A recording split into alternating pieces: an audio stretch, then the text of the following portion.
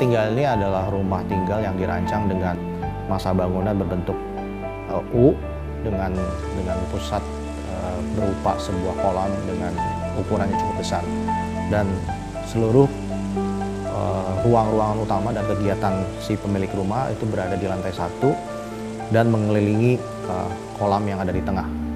Dan bangunan ini tidak hanya berupa satu masa bangunan yang monolit, tapi seakan-akan terpecah menjadi 3 masa bangunan yang saling terkoneksi dengan koridor-koridor.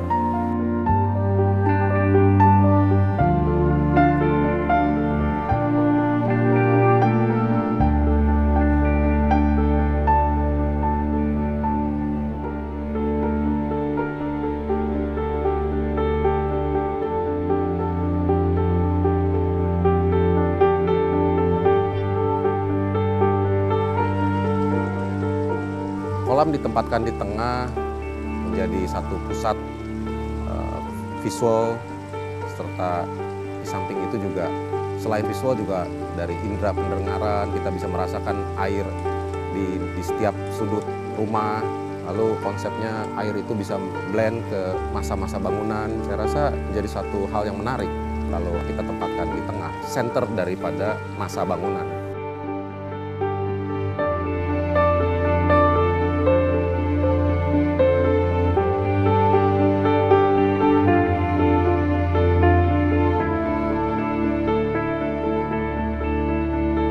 Konsep taman memang terkait erat dengan konsep masa bangunannya, terutama dari segi kontur. Jadi bangunan ini sebenarnya bukan hanya diletakkan di atas tanah, tapi justru seakan-akan masuk sekitar 40 cm dari level 0 bangunan. Jadi bangunan ini kurang lebih seakan-akan terkubur setengah meter. Bangunan ini tidak terkesan tinggi, bahkan terkesan lebih berbumi lah, lebih humble gitu. Jadi tidak menampilkan kemewahannya, tapi dia menampilkan kedekatan dengan tekstur air, dengan penghijauan dan lain sebagainya.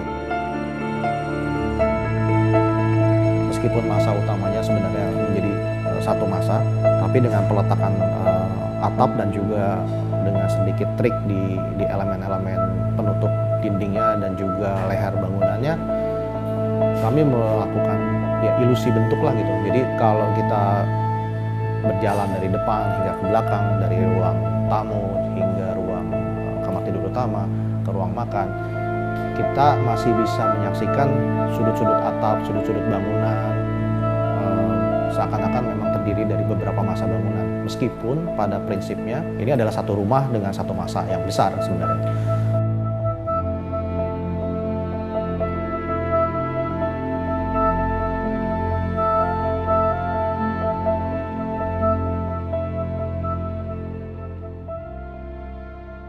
Di lantai 1 itu hampir wujud dari ekspresi dari dinding atau penutup bangunan ini memang dibagi 2.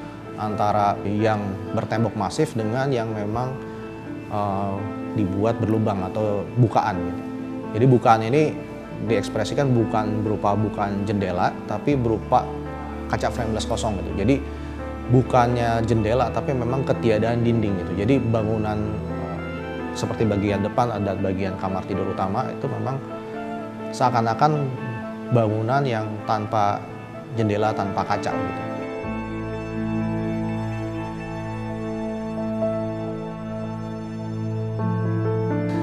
Kegiatan apapun dalam keseharian sang pemilik rumah itu harus memang terkait erat dengan apapun yang ada di luar gitu. Baik hanya sekedar sebagai view pasif atau juga aktif dialami oleh sang pemilik rumah gitu. Jadi seperti misalnya ruang duduk di bagian depan dari rumah ini itu berfungsi sebagai ruang tamu dan lain sebagainya yang diapit hampir ketiga sisinya oleh landscape. 2 sisinya diapit oleh berhadapan langsung dengan taman, yang satu sisinya langsung berhadapan dengan kolam.